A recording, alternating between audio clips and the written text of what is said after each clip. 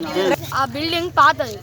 మాకు heavy range వల్ల ఆ బిల్డింగ్ చిప్పలు పడడం వల్ల మమ్మల్ని ఇంటికి పంపిళ్ళు. ఒక 15 days మీరు ఉండండి, మీకు ఏమైతే మేము చెప్తామన్నారు. దాని తర్వాత ఏమన్నారు, 5th to 7th Asifabad hostel పంపిళ్ళు. 8th class వాళ్ళని ఇంకా జైపూర్ పంపిళ్ళు. అది ఎక్కడ ఉన్నారు సార్? అంత దూరం. మా 9th వాళ్ళని ఇక్కడ పంపిళ్ళు. 9th 10th ఇక్కడ, ఇంటర్ వాళ్ళకి కాసిపోయారు. ఒక్కొక్కరు కోరుట్లు. ఇంకా కోరుట్లు ఎంత దూరం ఉన్నారు సార్?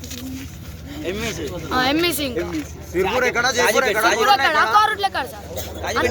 మాకు ఒక బిల్డింగ్ దొరికింది సార్, అది సుప్రభాత్, అది క్యాన్సిల్ అయిపోయింది. దాని తర్వాత మళ్ళీ ఏమన్నారు, ఇంకొక 5 days మీకు ఇంకో కొత్త బిల్డింగ్ చూస్తామన్నారు. ఆ 5 days అన్ని ఓపిక పట్టినామా, బలగడ హాస్టల్ దొరికింది, ఓకే సంతోషం.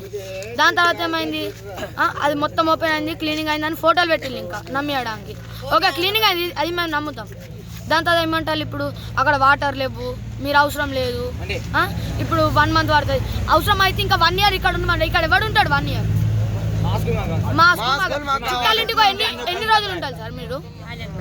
మాకు 3కి లంచ్ పెడతాడు, 11 o'clock బ్రేక్ఫాస్ట్.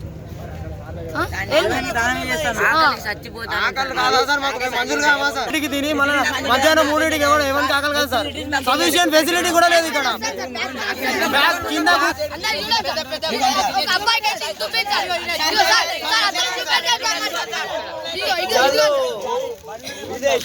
పొద్దున్న నుంచి సాయంత్రం వరకు